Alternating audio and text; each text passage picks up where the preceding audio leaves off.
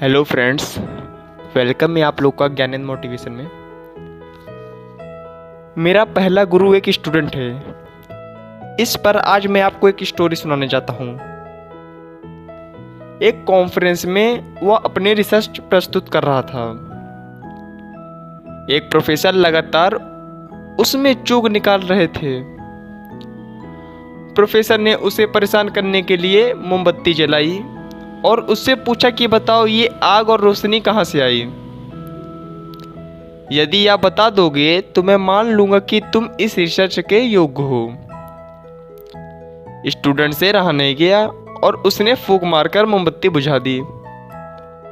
अब उसने प्रोफेसर से विनम्रता से निवेदन किया कि आप मुझे अब यह बताओ आग और रोशनी कहाँ गई, तो मैं यह मान लूंगा कि आप सीखने के योग्य हैं।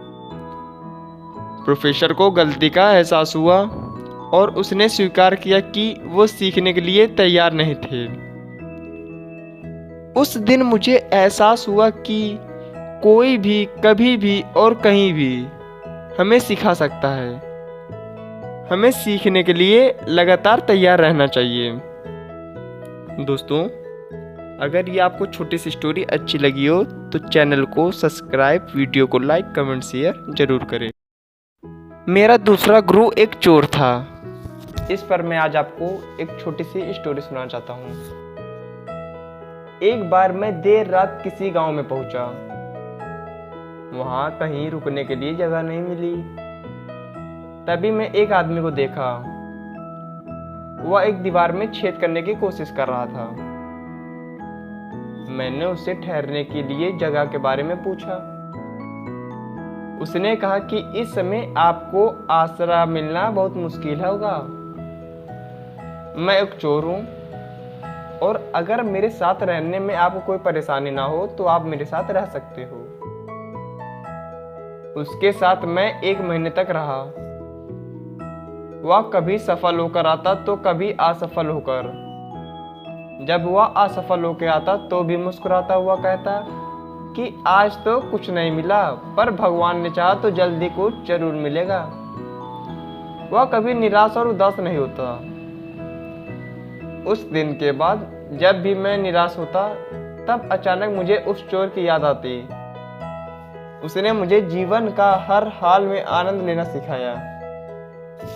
दोस्तों, अगर ये छोटी सी स्टोरी आपको अच्छी लगी हो तो चैनल को सब्सक्राइब, वीडियो को लाइक, कमेंट, शेयर जरूर करें। धन्यवाद। मेरा तीसरा गुरु एक कुत्ता था।